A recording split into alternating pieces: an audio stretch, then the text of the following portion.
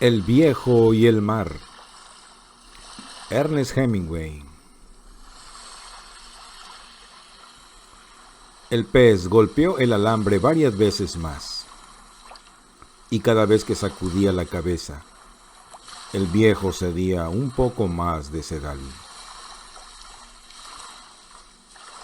Tengo que evitar que aumente su dolor, pensó. El mío no importa, yo puedo controlarlo, pero su dolor pudiera exasperarlo. Después de un rato el pez dejó de golpear el alambre y empezó a girar de nuevo lentamente. Ahora el viejo estaba ganando sedal gradualmente, pero de nuevo sintió un vahido. Tomó un poco de agua del mar con la mano izquierda y se mojó la cabeza.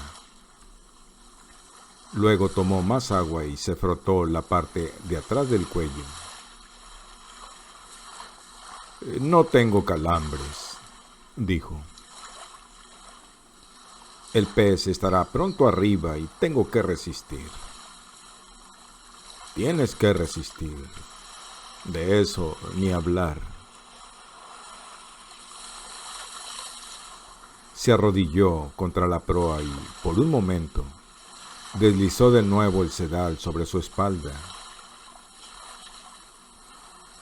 Ahora descansaré mientras él sale a trazar su círculo y luego, cuando venga, me pondré de pie y lo trabajaré, decidió. Era una gran tentación descansar en la proa y dejar que el pez trazara un círculo por sí mismo, sin recoger sedal alguno. Pero cuando la tirantez indicó que el pez había virado para venir hacia el bote, el viejo se puso de pie y empezó a tirar en ese movimiento giratorio y de contoneo, hasta recoger todo el sedal ganado al pez. Jamás me he sentido tan cansado, pensó. Y ahora se está levantando la brisa, pero eso me ayudará a llevarlo a tierra. Lo necesito mucho. Descansaré en la próxima vuelta que salga a dar, dijo. Me siento mucho mejor. Luego, en 2 o 3 vueltas más, lo tendré en mi poder. Su sombrero de paja estaba allá en la parte de atrás de la cabeza. El viejo sintió girar de nuevo el pez, y un fuerte tirón del sedal lo hundió contra la proa. Pez, ahora tú estás trabajando, pensó. A la vuelta te pescaré. El mar estaba bastante más agitado, pero era una brisa de buen tiempo, y el viejo la necesitaba para volver a tierra. Pondré simplemente proa al sur y al oeste, dijo. Un hombre no se pierde nunca en el mar, y la isla es larga. Fue en la tercera vuelta cuando primero vio el pez. Lo vio primero como una sombra oscura que tardó tanto tiempo en pasar bajo el bote que el viejo no podía creer su longitud. No, dijo, no puede ser tan grande. Pero era tan grande, y al cabo de su vuelta salió a la superficie solo a 30 yardas de distancia, y el hombre vio su cola fuera del agua. Era más alta que una gran hoja de guadaña y de un color azuloso rojizo muy pálido sobre la oscura agua azul. Volvió a hundirse y mientras el pez nadaba justamente bajo la superficie, el viejo pudo ver su enorme bulto y las franjas purpurinas que lo ceñían. Su aleta dorsal estaba aplanada y sus enormes pectorales desplegadas a todo lo que daban. En ese círculo pudo el viejo ver el ojo del pez y las dos rémoras grises que nadaban en torno a él. A veces se adherían a él, a veces salían disparadas, a veces nadaban tranquilamente a su sombra. Cada una tenía más de 3 pies de largo y, cuando nadaban rápidamente, meneaban todo su cuerpo como anguilas. El viejo estaba ahora sudando, pero por algo más que por el sol. En cada vuelta que daba plácida y tranquilamente el pez, el viejo iba ganando sedal y estaba seguro de que en 2 vueltas más tendría ocasión de clavarle el arpón. Pero tengo que acercarlo, pensó. No debo apuntar a la cabeza. Tengo que metérselo en el corazón. Calma y fuerza, viejo, dijo. En la vuelta siguiente, el lomo del pez salió del agua, pero estaba demasiado lejos del bote. En la vuelta siguiente estaba todavía demasiado lejos, pero sobresalía más del agua y el viejo estaba seguro de que cobrando un poco más de sedal habría podido arrimarlo al bote. Había preparado su arpón mucho antes y su rollo de cabo ligero estaba en una cesta redonda y el extremo estaba amarrado a la vita en la proa. Ahora el pez se estaba acercando, bello y tranquilo, a la mirada y sin mover más que su gran cola. El viejo tiró de él todo lo que pudo para acercarlo más. Por un instante el pez se viró un poco sobre un costado, luego se enderezó y emprendió otra vuelta. «Lo moví», dijo el viejo. «Esta vez lo moví». Sintió nuevamente un vahido, pero siguió aplicando toda la presión de que era capaz al gran pez. «Lo he movido», pensó. Quizá esta vez pueda virarlo. Tiren, manos, pensó. Aguanten firmes, piernas. No me falles, cabeza. No me falles. Nunca te has dejado llevar. Esta vez voy a virarlo. Pero cuando se puso en ello, todo su esfuerzo, empezando a bastante distancia antes de que el pez se pusiera a lo largo del bote, y tirando con todas sus fuerzas, el pez se volteó en parte y luego se enderezó y se alejó nadando. «Pez», dijo el viejo, «pez, vas a tener que morir de todos modos. ¿Tienes que matarme también a mí?» De ese modo no se consigue nada, pensó. Su boca estaba demasiado seca para hablar, pero ahora no podía alcanzar el agua. Esta vez tengo que arrimarlo, pensó. No estoy para muchas vueltas más. Sí, cómo no, se dijo a sí mismo. Estás para eso y mucho más. En la siguiente vuelta estuvo a punto de vencerlo, pero de nuevo el pez se enderezó y salió nadando lentamente. «Me estás matando, pez», pensó el viejo, «pero tienes derecho. Hermano, jamás en mi vida he visto cosa más grande, ni más hermosa, ni más tranquila, ni más noble que tú. Vamos, ven a matarme. No me importa quién mate a quién. Ahora se te está confundiendo la mente, pensó. Tienes que mantener tu cabeza despejada. Mantén tu cabeza despejada y aprende a sufrir como un hombre. O como un pez, pensó. Déjate, cabeza, dijo en voz que apenas podía oír. Despéjate. 2 veces más ocurrió lo mismo en las vueltas. No sé, pensó el viejo.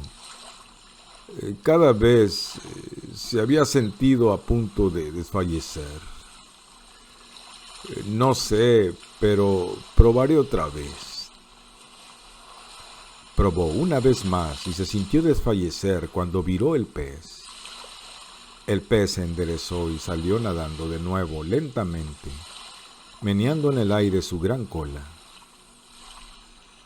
Probaré de nuevo, prometió el viejo. Aunque sus manos estaban ahora pulposas y solo podía ver bien a intervalos. Probó de nuevo y fue lo mismo. Vaya, pensó, y se sintió desfallecer antes de empezar. Voy a probar otra vez. Tomó todo su dolor y lo que quedaba de su fuerza y del orgullo que había perdido hacía mucho tiempo y lo enfrentó a la agonía del pez. Y éste se viró sobre su costado y nadó suavemente de costado, tocando casi con el pico la tablazón del bote, y empezó a pasarlo. Largo, espeso, ancho, plateado y listado de púrpura, e interminable en el agua.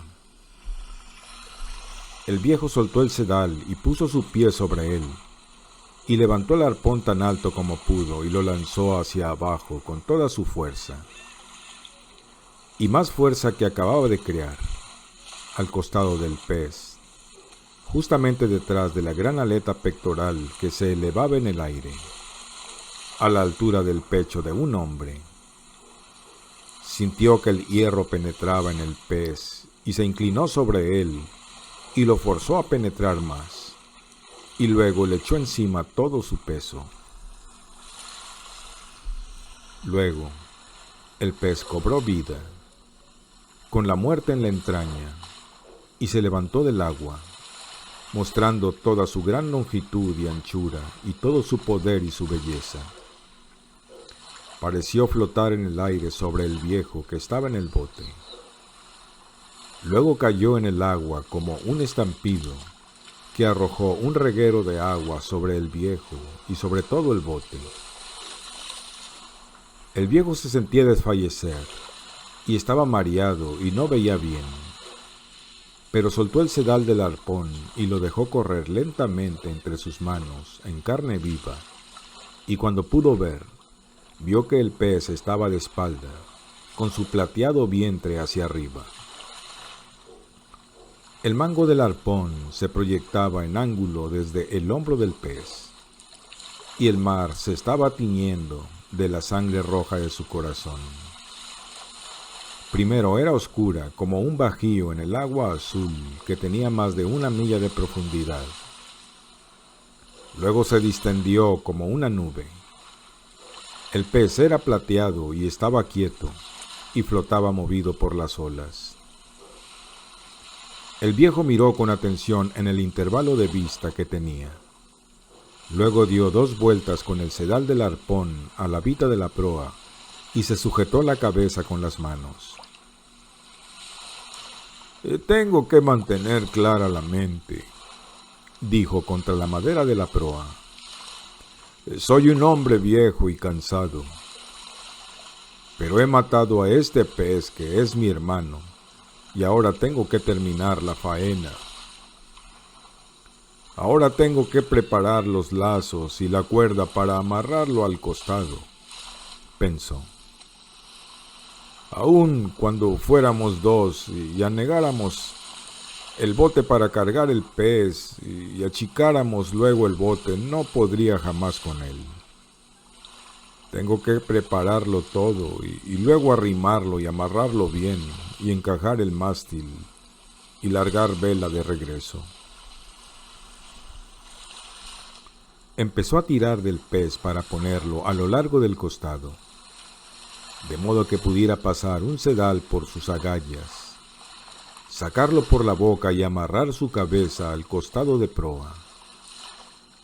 Quiero verlo, pensó, y tocarlo, y palparlo. Creo que sentí el contacto con su corazón, pensó. Cuando empujé el mango del arpón la segunda vez. Al cercarlo ahora y amarrarlo, y echarle el lazo a la cola y otro por el centro, y ligarlo al bote. Ponte a trabajar, viejo, dijo. Tomó un trago muy pequeño de agua. Hay mucha faena que hacer ahora que la pelea ha terminado. Alzó la vista al cielo y luego la tendió hacia su pez. Miró al sol con detenimiento.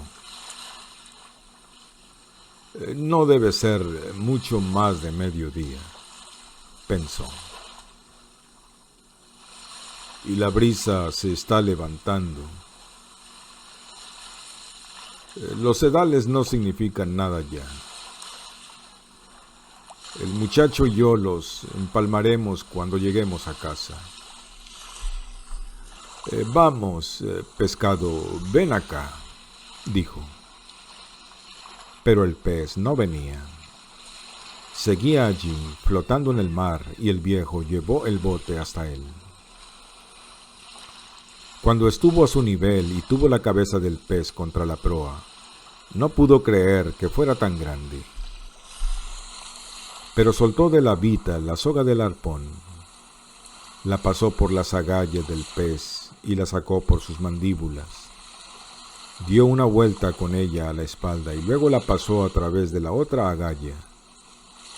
Dio otra vuelta al pico y anudó la doble cuerda y la sujetó a la vita de proa. Cortó entonces el cabo y se fue a popa a enlazar la cola. El pez se había vuelto plateado. Originalmente era violáceo y plateado, y las franjas eran del mismo color violáceo pálido de su cola. Eran más anchas que la mano de un hombre, con los dedos abiertos, y los ojos del pez parecían tan neutros como los espejos de un periscopio o un santo en una procesión. Era la única manera de matarlo, dijo el viejo. Se estaba sintiendo mejor desde que había tomado el buche de agua y sabía que no desfallecería y su cabeza estaba despejada. Tal como está, pesa 1500 libras, pensó. Quizá más. Si quedaran en limpio 2/3 de eso, a 30 centavos la libra, para eso necesito un lápiz, dijo. Mi cabeza no está tan clara como para eso, pero creo que el gran DiMaggio se hubiera sentido muy orgulloso de mí. Yo no tenía espuelas de hueso, pero las manos y la espalda duelen de veras. Me pregunto qué sería una espuela de hueso, pensó. Puede que las tengamos sin saberlo. Sujetó el pez a la proa y a la popa y al banco del medio. Era tan grande que era como amarrar un bote mucho más grande al costado del suyo.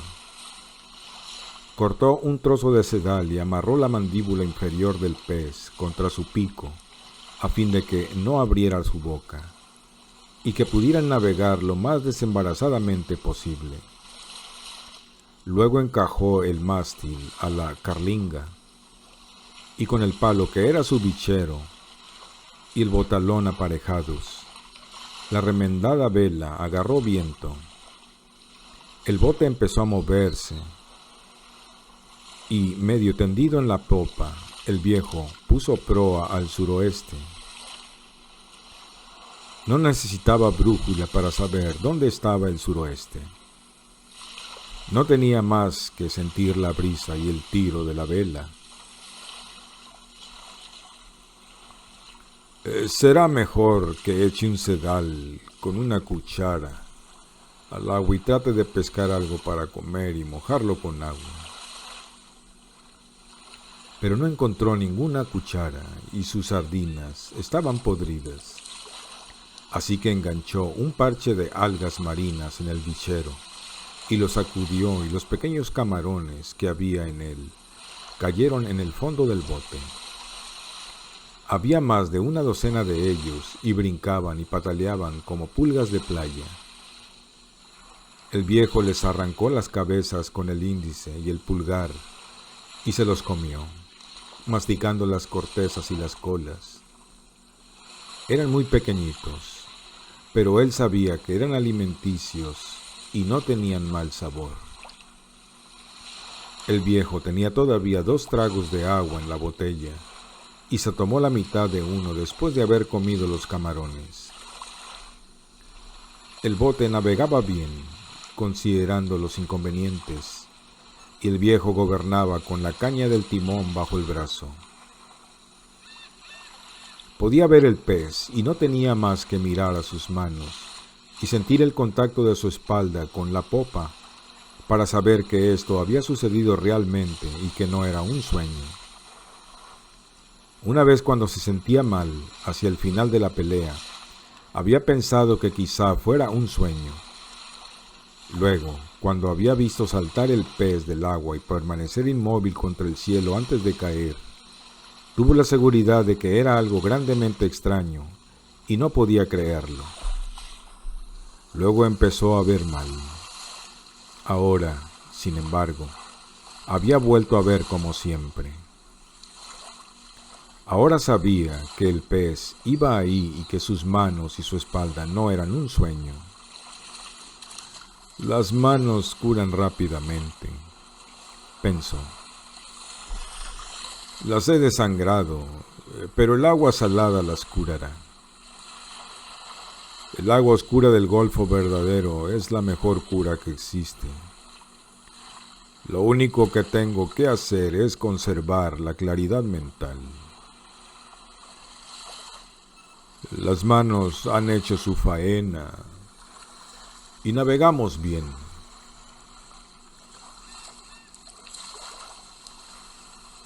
Con su boca cerrada y su cola vertical navegamos como hermanos. Luego su cabeza empezó a nublarse un poco y pensó: ¿me llevará a él a mí o lo llevaré yo a él? Si yo lo llevara a él a remolque, no habría duda. Tampoco si el pez fuera en el bote ya sin ninguna dignidad. Pero navegaban juntos, ligados costado con costado, y el viejo pensó: deja que él me lleve si quiere. Yo solo soy mejor que él por mis artes, y él no ha querido hacerme daño. Navegaban bien, y el viejo empapó las manos en el agua salada y trató de mantener la mente clara. Había altos cúmulos y suficientes cirros sobre ellos. Por eso sabía que la brisa duraría toda la noche. El viejo miraba al pez constantemente para cerciorarse de que era cierto. Pasó 1 hora antes de que le acometiera el primer tiburón. El tiburón no era un accidente. Había surgido de la profundidad cuando la nube oscura de la sangre se había formado y dispersado en el mar a 1 milla de profundidad. Había surgido tan rápidamente y tan sin cuidado que rompió la superficie del agua azul y apareció al sol. Luego se hundió de nuevo en el mar y captó el rastro y empezó a nadar siguiendo el curso del bote y el pez. A veces perdía el rastro, pero lo captaba de nuevo, aunque solo fuera por asomo, y se precipitaba rápida y fieramente en su persecución. Era un tiburón maco muy grande, hecho para nadar tan rápidamente como el más rápido pez en el mar, y todo en él era hermoso, menos sus mandíbulas. Su lomo era tan azul como el de un pez espada, y su vientre era plateado y su piel era suave y hermosa. Estaba hecho como un pez espada, salvo por sus enormes mandíbulas, que iban herméticamente cerradas mientras nadaba. Justamente bajo la superficie, su alta aleta dorsal cortando el agua sin oscilar. Dentro del cerrado doble labio de sus mandíbulas, sus 8 filas de dientes se inclinaban hacia adentro. No eran los ordinarios dientes piramidales de la mayoría de los tiburones. Tenían la forma de los dedos de un hombre cuando se crispaban como garras. Eran casi tan largos como los dedos del viejo, y tenían filos como de navajas por ambos lados. Este era un pez hecho para alimentarse de todos los peces del mar que fueran tan rápidos y fuertes y bien armados que no tuvieran otro enemigo. Ahora, al percibir el aroma más fresco, su azul aleta dorsal cortaba el agua más velozmente. Cuando el viejo lo vio venir, se dio cuenta de que era un tiburón que no tenía ningún miedo y que haría exactamente lo que quisiera. Preparó el arpón y sujetó al cabo mientras veía venir el tiburón. El cabo era corto, pero le faltaba el trozo que él había cortado para amarrar el pez. El viejo tenía ahora la cabeza despejada y un buen estado y estaba lleno de decisión, pero no abrigaba mucha esperanza. Era demasiado bueno para que durara, pensó. Echó una mirada al gran pez mientras veía acercarse el tiburón. Tal parece un sueño, pensó. No puedo impedir que me ataque, pero ¿acaso pueda arponearlo? Dentuso, pensó. Maldita sea tu madre. El tiburón se acercó velozmente por la popa y cuando atacó al pez, el viejo vio su boca abierta y sus extraños ojos y el tajante chasquido de los dientes al entrarle a la carne justamente sobre la cola. La cabeza del tiburón estaba fuera del agua y su lomo venía asomando y el viejo podía oír el ruido que hacía al desgarrar la piel y la carne del gran pez cuando clavó el arpón en la cabeza del tiburón en el punto donde la línea del entrecejo se cruzaba con la que corría lentamente hacia atrás partiendo del hocico. No había tales líneas, solamente la pesada y recortada cabeza azul y los grandes ojos y las mandíbulas que chasqueaban, acometían y se lo tragaban todo.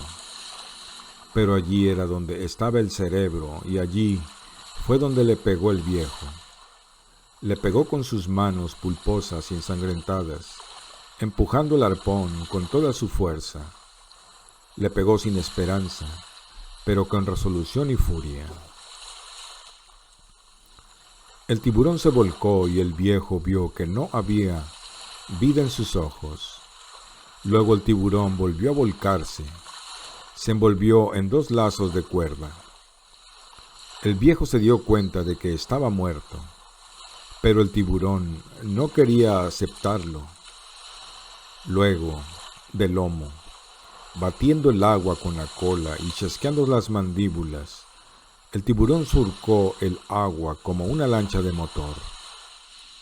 El agua era blanca en el punto donde batía su cola, y las 3/4 partes de su cuerpo sobresalían del agua cuando al cabo se puso en tensión, retembló y luego se rompió.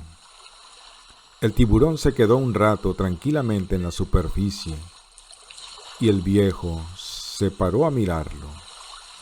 Luego, el tiburón empezó a hundirse lentamente.